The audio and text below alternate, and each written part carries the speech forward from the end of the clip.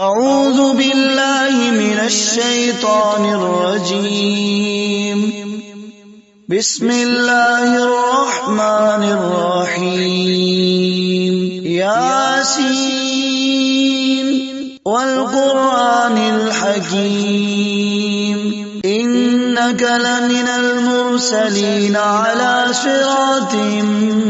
مستقيم تنزيل العزيز الرحيم لتنذر قوما ما أنذر آباؤهم فهم غافلون. لقد حق القول على أكثرهم فهم لا يؤمنون. إنا جعلنا في أعناقهم أغلالا فهي إلى الأذقان فهم مقمحون. وجعلنا من بين أيديهم سدا ومن خلفهم سدا فأغشيناهم فهم لا يبصرون. وسواء عليهم أنذرتهم أم لم تنذرهم لا يؤمنون. إنما تنذر من اتبع الذكر وخشي الرحمن بالغيب فبشروا بمغفرة وأجر كريم. إنا نحن نحيي الموتى ونكتب ما قدموا وآثارهم وكل شيء أحصيناه في إمام مبين. واضرب لهم مثلا أصحاب القرية إذ جاءها المرسلون إذ أرسلنا إليهم 2 فكذبوهما فعززنا بثالث فقالوا إنا إليكم مرسلون. قالوا ما أنتم إلا بشر مثلنا وما أنزل الرحمن من شيء إن أنتم إلا تكذبون. قالوا ربنا يعلم إنا إليكم لمرسلون وما علينا إلا البلاغ المبين. قالوا إنا تطيرنا بكم لئن لم تنتهوا لنرجمنكم وليمسنكم منا عذاب أليم. قالوا طائركم معكم أئن ذكرتم بل أنتم قوم مسرفون.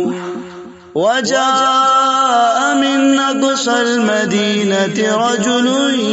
يسعى قال يا قوم اتبعوا المرسلين اتبعوا من لا يسألكم أجرا وهم مهتدون. وما لي لا أعبد الذي فطرني وإليه ترجعون. أأتخذ من دونه آلهة إن يردني الرحمن بضر لا تغن عني شفاعتهم شيئا ولا ينقذون. إني إذا لفي ضلال مبين. إني آمنت بربكم فاسمعون. ادخل الجنة قال يا ليت قومي يعلمون بما غفر لي ربي وجعلني من المكرمين وما أنزلنا على قومه من بعده من جند من السماء وما كنا منزلين إن كانت إلا صيحة واحدة فإذا هم خامدون يا حسرة على العباد ما يأتيهم من رسول إلا كانوا به يستهزئون ألم يروا كم أهلكنا قبلهم من القرون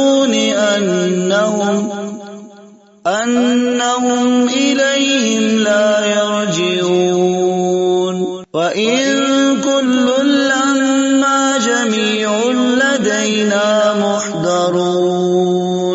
وآية لهم الأرض الميتة أحييناها وأخرجنا منها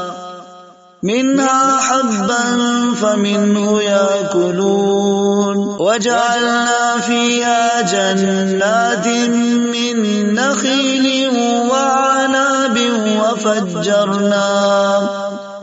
وفجرنا فيها من العيون ليأكلوا من ثمره وما عملته أيديهم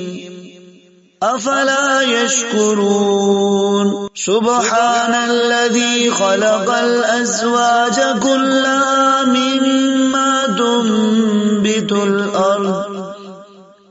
مما تنبت الأرض ومن أنفسهم ومما لا يعلمون وآية لهم الليل نسلخ منه النهار فإذا هم مظلمون والشمس تجري لمستقر لها ذلك تقدير العزيز العليم والقمر قدرناه منازل حتى عاد كالعرجون القديم لا الشمس ينبغي لها أن تدرك القمر ولا الليل سابق النهار وكل في فلك يسبحون وآية لهم أنا حملنا ذريتهم في الفلك المشحون وخلقنا لهم من مثله ما يركبون وإن نشأ نغرقهم فلا صريخ لهم ولا هم ينقذون إلا رحمة منا ومتاعا إلى حين وإذا قيل لهم اتقوا ما بين أيديكم وما خلفكم لعلكم ترحمون وما تأتيهم من آية من آيات ربهم إلا كانوا عنها معرضين وإذا قيل لهم أنفقوا مما رزقكم الله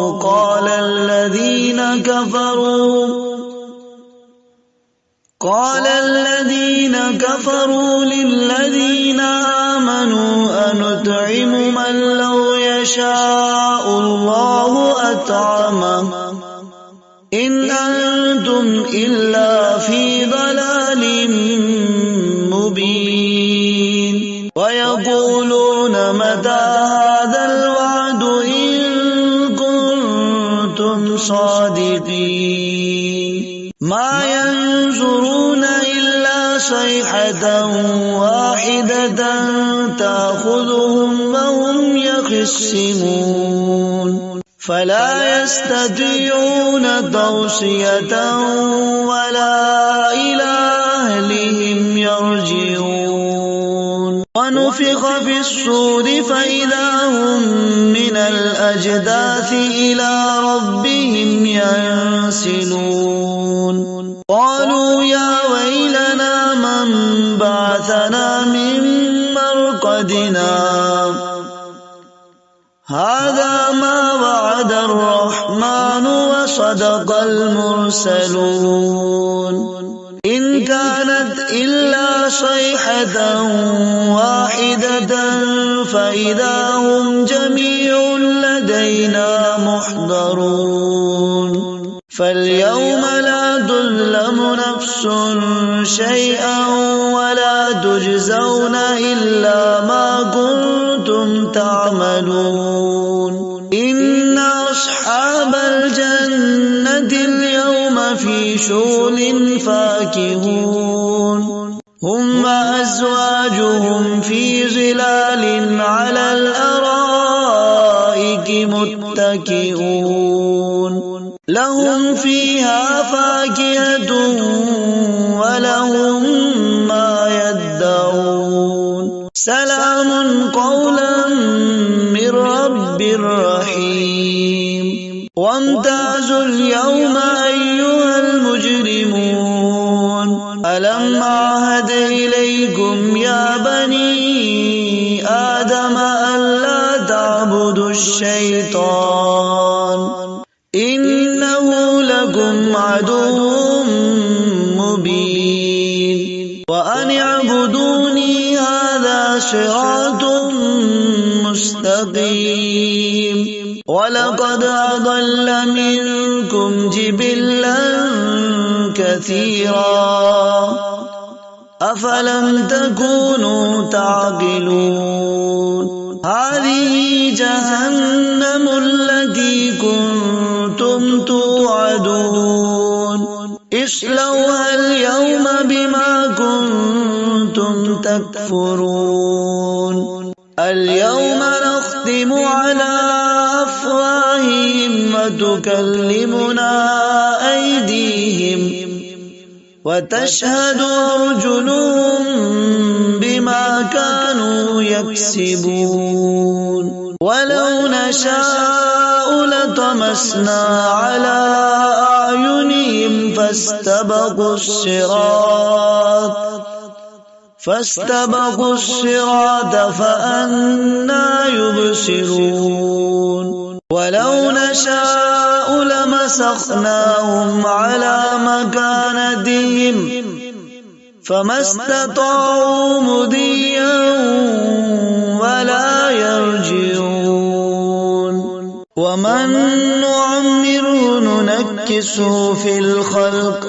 أفلا يعقلون وما علمناه الشعر وما ينبغي له إن هو إلا ذكر وقرآن مبين لينذر من كان حيا ويحق القول على الكافرين أولم يروا أنا خلقنا لهم مما عملت أيدينا أنعاما فهم لها مالكون وذللناها لهم فمنها ركوبهم ومنها يأكلون ولهم فيها منافع ومشارب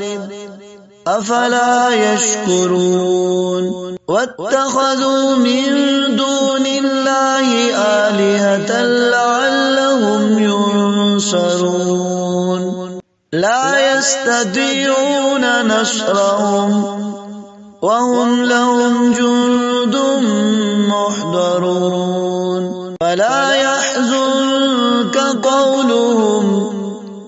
إنا نعلم ما يسرون وما يعلنون أولم ير الإنسان أنا خلقناه من نطفة من نطفة فإذا هو خصيم مبين وضرب لنا مثلا ونسي خلقه قال من يحيي العظام وهي رميم قل يحييها الذي أنشأها أول مرة وهو بكل خلق عليم الذي جعل لكم من الشجر الأخضر نارا فإذا أنتم منه توقدون أوليس الذي خلق السماوات والأرض بقادر على أن يخلق مثلهم بلى وهو الخلاق العليم إنما أمره إذا أراد شيئا أن يقول له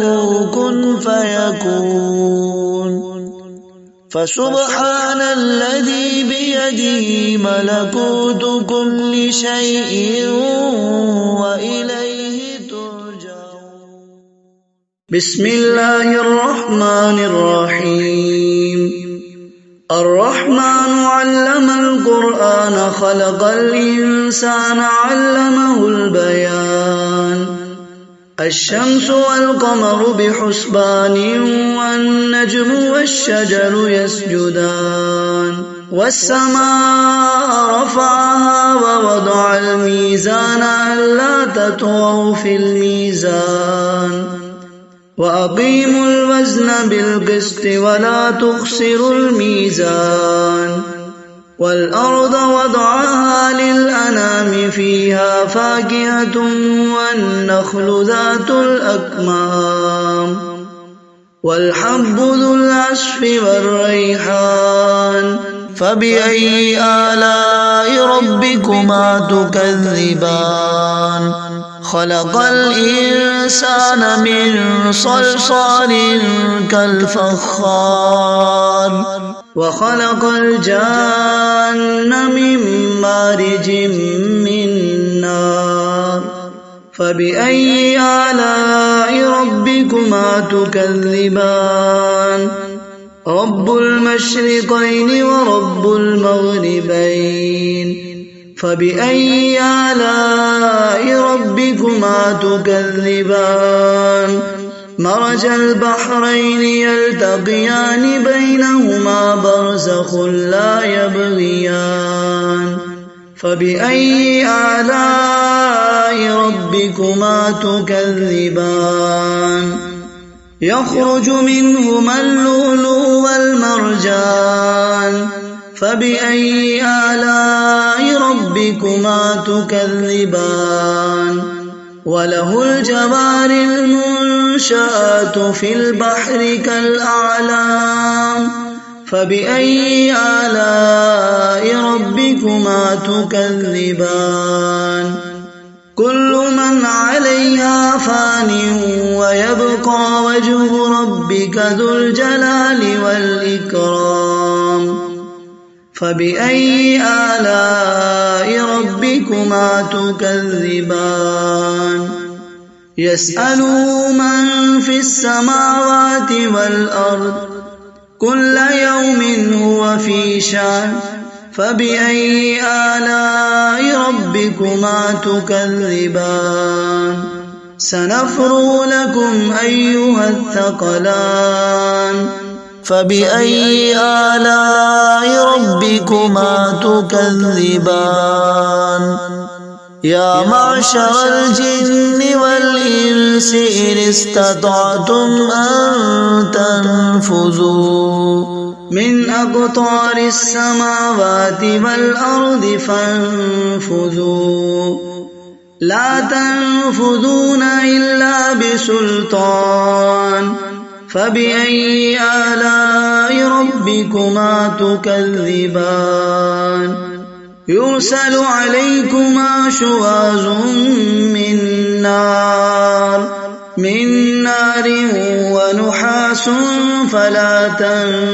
تنتصران فبأي آلاء ربكما تكذبان فإذا انشقت السماء فكانت وردة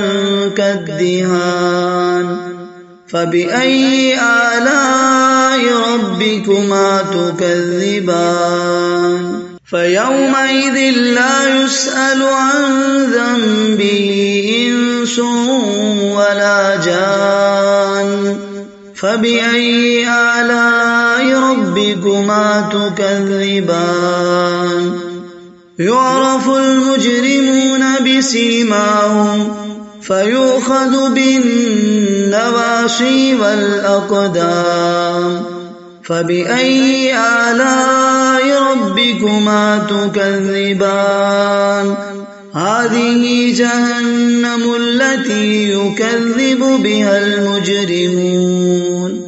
يطوفون بينها وبين حميم آن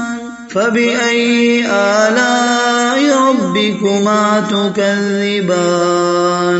ولمن خاف مقام ربه جنتان فبأي آلاء ربكما تكذبان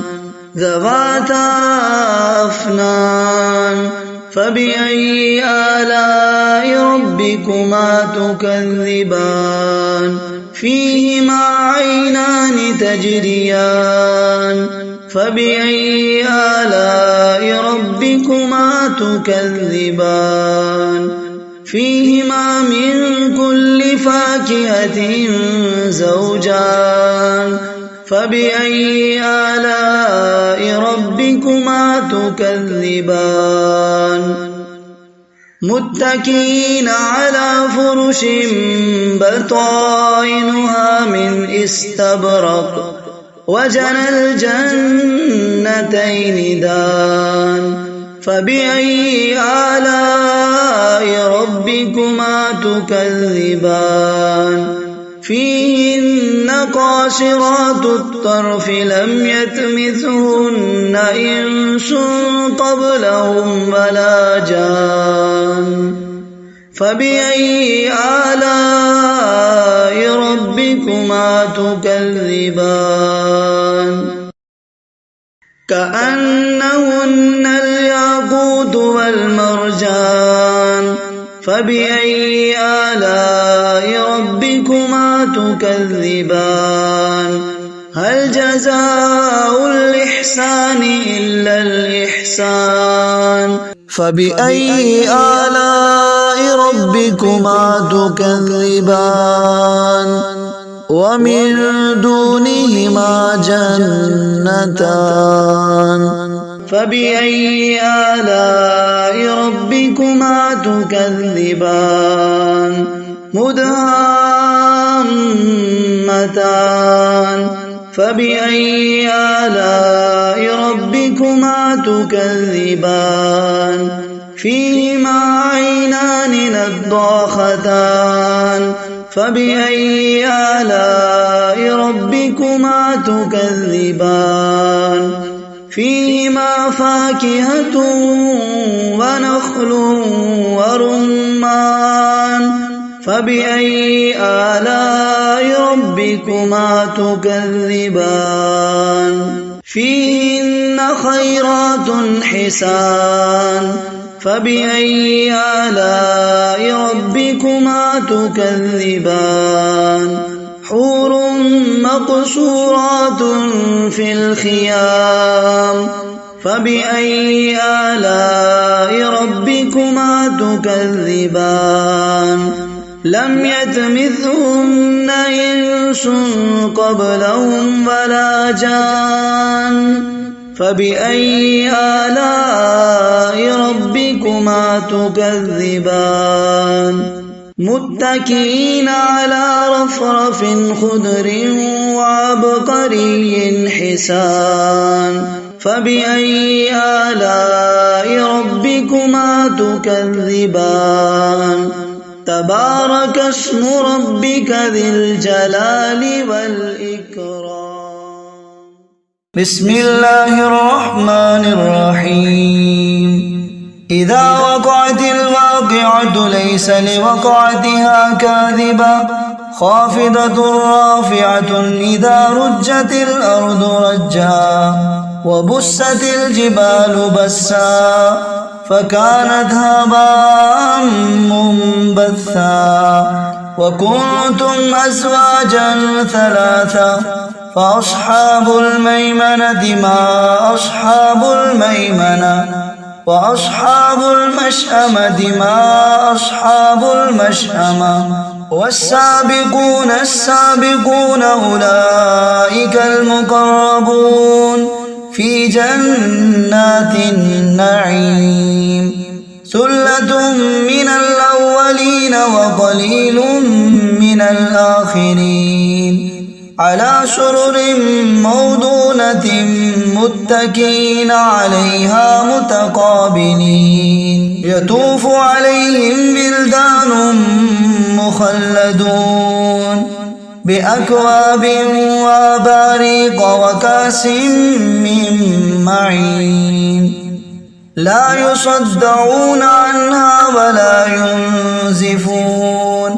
وفاكهة مما يتخيرون ولحم طير مما يشتهون وحور عين كأمثال اللؤلؤ المكنون جزاء بما كانوا يعملون لا يسمعون فيها لغوا ولا تأثيما إلا قيلا سلاما سلاما وأصحاب اليمين ما أصحاب اليمين في سدر مخضود وطلح منضود وذل ممدود وماء مسكوب وفاكهة كثيرة لا مقطوعة ولا ممنوعة وفرش مرفوعة إنا أنشأناهن إنشاء فجعلناهن أبكارا عربا أترابا لأصحاب اليمين ثلة من الأولين وثلة من الآخرين وأصحاب الشمال ما أصحاب الشمال في سموم وحميم وذل من يحموم لا بارد ولا كريم إنهم كانوا قبل ذلك مترفين وكانوا يصرون على الحنث العظيم وكانوا يقولون إذا متنا وكنا ترابا وعظاما أئنا لمبعوثون أو آباؤنا الأولون قل إن الأولين والآخرين لمجموعون إلى ميقات يوم معلوم ثم إنكم أيها الضالون المكذبون لآكلون من شجر من زقوم فمالئون منها البطون فشاربون عليه من الحميم فشاربون شرب الهيم هذا نزلهم يوم الدين نحن خلقناكم فلولا تصدقون أفرأيتم ما تمنون أأنتم تخلقونه أم نحن الخالقون نحن قدرنا بينكم الموت وما نحن بمسبوقين على أن نبدل أمثالكم وننشئكم فيما لا تعلمون ولقد علمتم النشأة الأولى فلولا تذكرون أفرأيتم ما تحرثون أأنتم تزرعونه أم نحن الزارعون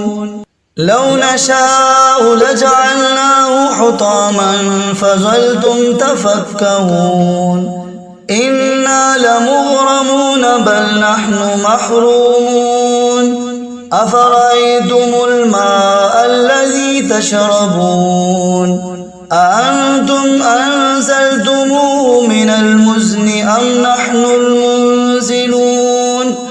لو نشاء جعلناه أجاجا فلولا تشكرون أفرأيتم النار التي تورون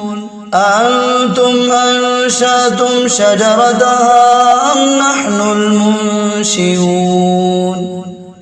نحن جعلناها تذكرة ومتاعا للمقوين فسبح باسم ربك العظيم فلا أقسم بمواقع النجوم وإنه لقسم لو تعلمون عظيم إنه لقرآن كريم في كتاب مكنون لا يمسه إلا المطهرون تنزيل من رب العالمين أفبهذا الحديث أنتم مدهنون وتجعلون رزقكم أنكم تكذبون فلولا إذا بلغت الحلقوم وأنتم حينئذ تنظرون ونحن أقرب إليه منكم ولكن لا تبصرون فلولا إن كنتم غير مدينين ترجعونها إن كنتم صادقين فأما إن كان من المقربين فروح وريحان وجنة نعيم وأما إن كان من أصحاب اليمين فسلام لك من أصحاب اليمين وأما إن كان من المكذبين الضالين فنزل من حميم وتسلية جحيم إن هذا لهو حق اليقين فسبح باسم ربك العظيم بسم الله الرحمن الرحيم تبارك الذي بيده الملك وهو على كل شيء قدير الذي خلق الموت والحياة ليبلوكم أيكم أحسن عملا وهو العزيز الغفور الذي خلق 7 سماوات طباقا ما ترى في خلق الرحمن من تفاوت فارجع البصر هل ترى من فتور ثم ارجع البصر كرتين ينقلب إليك البصر خاسئا وهو حسير ولقد زينا السماء الدنيا بمصابيح وجعلناها رجوما للشياطين وأعتدنا لهم عذاب السعير وللذين كفروا بربهم عذاب جهنم وبئس المصير إذا ألقوا فيها سمعوا لها شهيقا وهي تفور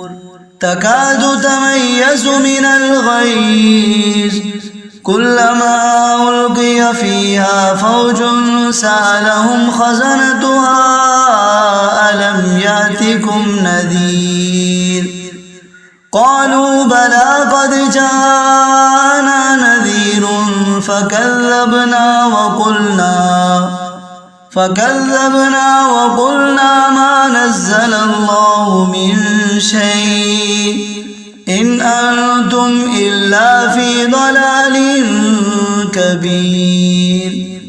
وقالوا لو كنا نسمع أو نعقل ما كنا في أصحاب السعير فاعترفوا بذنبهم فسحقا لأصحاب السعير إن الذين يخشون ربهم بالغيب لهم مغفرة وأجر كبير وأسروا قولكم أو اجهروا به إنه عليم بذات الصدور ألا يعلم من خلق وهو اللطيف الخبير هو الذي جعل لكم الأرض ذلولا فامشوا في مناكبها وكلوا من رزقه وإليه النشور أأمنتم من في السماء أن يخسف بكم الأرض فإذا هي تمور أم أمنتم من في السماء أن يرسل عليكم حاصبا فستعلمون كيف نذير ولقد كذب الذين من قبلهم فكيف كان نكير أولم يروا إلى الطير فوقهم صافات ويقبض ما يمسكهن إلا الرحمن إنه بكل شيء بصير أمن هذا الذي هو جند لكم ينصركم من دون الرحمن إن الكافرون إلا في غرور أمن هذا الذي يرزقكم إن أمسك رزقه بل لجوا في عتب ونفور أفمن يمشي مكبا على وجهه أهدى أمن يمشي سويا على صراط مستقيم قل هو الذي أنشأكم وجعل لكم السمع والأبصار والأفئدة قليلا ما تشكرون قل هو الذي ذراكم في الأرض وإليه تحشرون ويقولون متى هذا الوعد إن كنتم صادقين قل إنما العلم عند الله وإنما أنا نذير مبين فلما رأوه زلفة سيئت وجوه الذين كفروا وقيل هذا الذي كنتم به تدعون قل أرأيتم إن أهلكني الله ومن معي أو رحمنا فمن يجير الكافرين من عذاب أليم قل هو الرحمن آمنا به وعليه توكلنا فستعلمون من هو في ضلال مبين قل أرأيتم إن أصبح ماؤكم غورا فمن يأتيكم بماء